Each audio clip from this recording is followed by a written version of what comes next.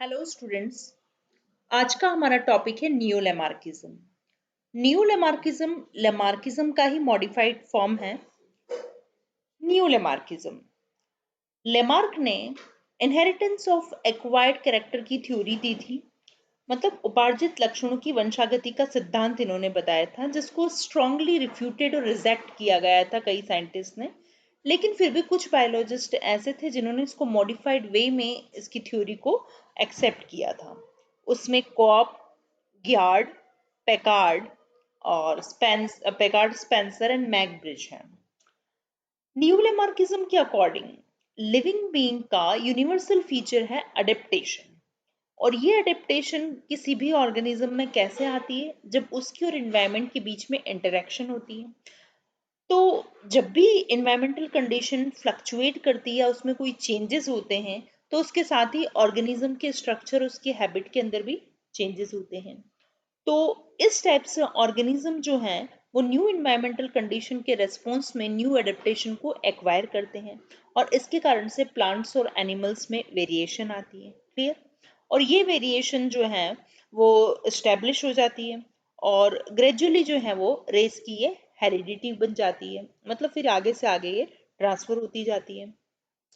तो neo Lamarckism के according environment does influence an organism and change it's heredity.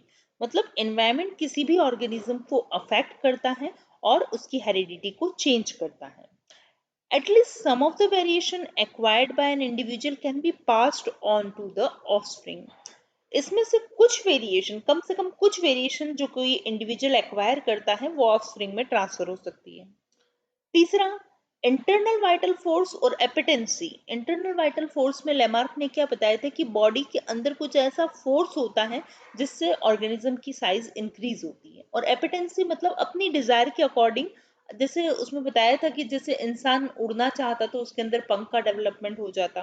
तो मतलब अपनी इच्छा के अकॉर्डिंग अंगों का विकास होना या किसी भी ऑर्गन का डेवलपमेंट होना, इस पूरी चीज को जो था ये न्यू लेमार्किज्म में बताया था कि इनका इवोल्यूशन में कोई रोल नहीं होता है। ना तो इंटरनल वाइटल फोर्स का होता है, ना एपिटेंसी का होता है। एपिटेंसी मतलब अपनी इच्छा के अकॉर्डिंग ऑर्गन्स का डेवलपमेंट, ऐसा नहीं होता है। Only those variations are passed on to the offspring which also affect germ cells or where somatic cells give rise to germ cells. मतलब नियो लेमार्किज्म में ये क्लियर कर दिया गया था कि केवल वे ही वेरिएशन ऑफस्प्रिंग में पास होगी जो केवल जर्म सेल्स को अफेक्ट करेगी। या जर्म सेल्स में होने वाले चेंजेस ही ऑफस्प्रिंग में ट्रांसमिट होते हैं। सोमेटिक सेल्स में होने वाले चेंजेस ऑफस्प्रिंग में ट्रांसमिट नहीं होते हैं। अब इनहेरिटेंस ऑफ एक्वायर्ड कैरेक्टर के फेवर में कुछ एविडेंस दिए गए थे नियो लेमार्किज्म में। सबसे पहले पढ़ेंगे हम समनर का एक्सपेरिमेंट। समनर ने रेट पर एक्सपेरिमेंट किया था। उन्होंने क्या किया था, वाइट माइस लिए थे और उसमें टेम्परेचर रिलेटेड चेंजेस को उन्होंने नोट किया था।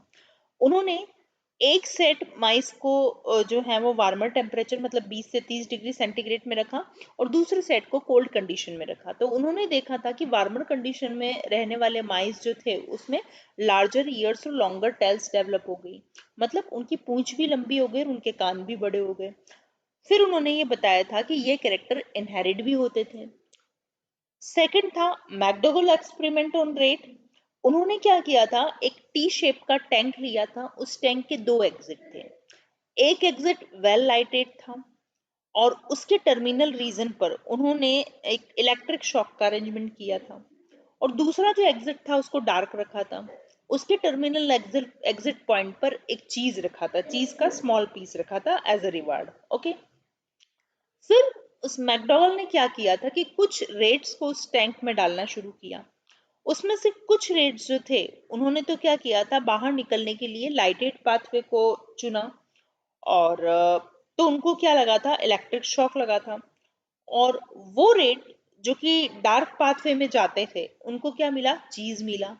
तो उन्होंने क्या किया था, उन्होंने इस ट्रायल को कई बार किया। तो ग्रेजुअली देखा गया था कि बहुत सारे रेट्स ये सीख गए थे कि इधर जाएंगे तो करंट लगेगा, उधर जाएंगे तो चीज मिलेगा। तो वो लाइट की तरफ नहीं जाकर के डार्क की तरफ जाते थे। तो उन्होंने फिर क्या किया कि रेट्स की ब्रीडिंग की फिर उनकी, और नेक्स्ट जनरेशन को डेवलप करवाया। तो उन्होंने देखा था कि जो नेक्स्ट जनरेशन थी उसने गलतियां कम की थी। तो इस टाइप से उन्होंने बताया था मैकडोगल ने कि ग्रेजुअली जो है नंबर ऑफ मिस्टेक जो है वो रिड्यूस होती गई। तो उन्होंने ये बताया था कि जनरेशन टू जनरेशन जो लर्निंग की स्पीड है वो इंक्रीज होती गई। तो उन्होंने ये कंक्लूड किया था कि लर्निंग एक एक्वायर्ड कैरेक्टर है। तो उन्होंने किस टाइप से बताया था, जैसे आप देखिए, ये उन्होंने टी शेप का टैंक लिया था।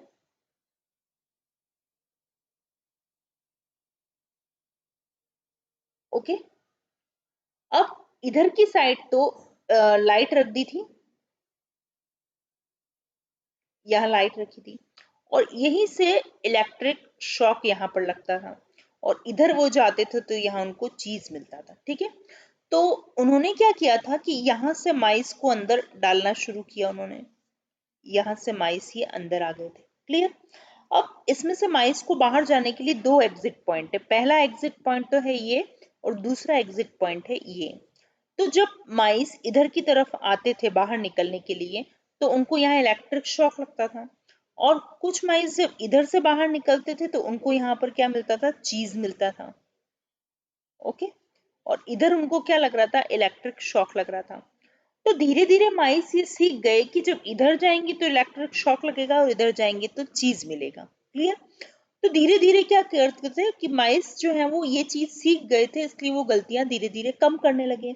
अब इन माइस की जब ब्रीडिंग करवाई, उनसे नेक्स्ट जनरेशन आई, तो देखा गया कि उनके अंदर जो थी वो अब वो गलतियां जो है वो कम करते हैं पहले के कंपैरिजन में। तो उन्होंने ये बताया था कि लर्निंग एक एक्वायर्ड कैरेक्टर है। क्लियर। तो ये इस एक्सपेरिमेंट में हमने देखा। अब नेक्स्ट बात करते हैं आगे हम,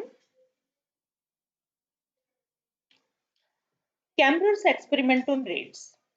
कैमरर ने भी रेट पर एक्सपेरिमेंट किया था। उन्होंने क्या देखा था कि जो स्पॉटेड सैलामेंडर होती है उसके स्किन कलर पर जो सराउंडिंग्स का जो कलर होता है उसके इफेक्ट की उन्होंने स्टडी की थी। तो उन्होंने जब येलो बैकग्राउंड पर यंग सैलामेंडर को वहां पर रखा था, तो उन्होंने क्या देखा था कि, सॉरी,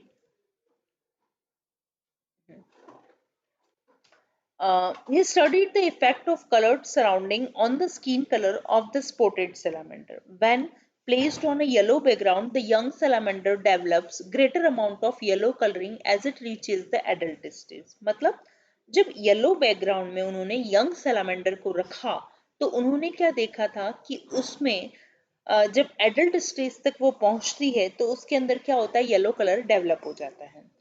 जब उसको ब्लैक बैकग्राउंड में रखा गया सैलामेंडर को, तो उन्होंने देखा था कि वो ज्यादा ब्लैक हो जाती है। तो ऑफस्प्रिंग जो है, मतलब जो येलो वाले से जो ऑफस्प्रिंग मिलती है, तो येलो बैकग्राउंड में जब जो ऑफस्प्रिंग मिली है तो उसका कलर और ज्यादा येलो होता है उसके पेरेंट्स के कंपैरिजन में, और जो डार्क बैकग्राउंड में होती है वो ऑर्डिनरी सैलामेंडर से ज्यादा डार्क होती है। So similarly, the offspring of artificially produced black salamanders become blacker than did their parents on a black background। मतलब जैसे हमने शुरू में यहाँ क्या देखा कि येलो बैकग्राउंड में सैलामेंडर को रखा, तो वो एडल्ट स्टेज तक पहुंचते पहुंचते उसमें भी येलो कलर डेवलप हो गया, और डार्क बैकग्राउंड में रखा तो उसके अंदर भी जो है वो डार्क कलर डेवलप हो गया। तो ये देखा गया है कि पेरेंट्स से भी ज्यादा जो है वो डार्कर हो जाती है और पेरेंट्स से भी ज्यादा येलो दिखाई देती है इन्वायरमेंट के अकॉर्डिंग। मतलब अगर येलो है तो उसकी जो यहाँ पर अपन देख रहे हैं कि ऑफस्प्रिंग जो होगी वो भी येलो होगी। क्लियर। और जो डार्क है तो उनकी ऑफस्प्रिंग भी डार्क होगी। तो आर्टिफिशियली प्रोड्यूस जो ब्लैक सैलामेंडर थी वो क्या हो जाती है, वो उनके पेरेंट्स के कंपैरिजन में डार्कर हो जाती है। और कैम्ब्रर के एक्सपेरिमेंट जो थे जब दूसरे साइंटिस्ट की तरह रिपीट किए गए थे, तो उन्होंने देखा था कि बैकग्राउंड जो है वो रिलेटिव अमाउंट ऑफ येलो और ब्लैक कलर को इंडिविजुअल में अफेक्ट करता है, लेकिन उन्होंने बताया था कि ये ट्रांसमिट नहीं हो सकते हैं। क्लियर। तो जो इसके बाद के साइंटिस्ट ने सिमिलर एक्सपेरिमेंट किए थे तो उन्होंने बताया था ये कैरेक्टर ट्रांसमिट नहीं होता है। ओके। अब देखते हैं पेवलोव्स एक्सपेरिमेंट ऑन डॉग्स। पेवलोव ने डॉग पर एक्सपेरिमेंट किया था। उन्होंने क्या किया था कि एक घंटी बजाते थे वो, और घंटी बजाते हुए जैसे ही घंटी बजा करके वो फूड देते थे कुत्तों को, तो उन्होंने देखा था कि उसके माउथ में सलाइवा का सिक्रीशन होता था। धीरे धीरे फिर उन्होंने क्या किया था कि वो घंटी तो बजाते थे, बेल बजाते थे, लेकिन क्या होता था उसको फूड नहीं देते थे, लेकिन फिर भी उसके डॉग के मुंह में सलाइवा का सिक्रीशन होता था। तो धीरे धीरे क्या था कि डॉग्स ये सीख गए थे कि जैसे ही बेल बजेगी तो उनको फूड दिया जाएगा, तो उनके माउथ में सलाइवा का सिक्रीशन हो जाता था।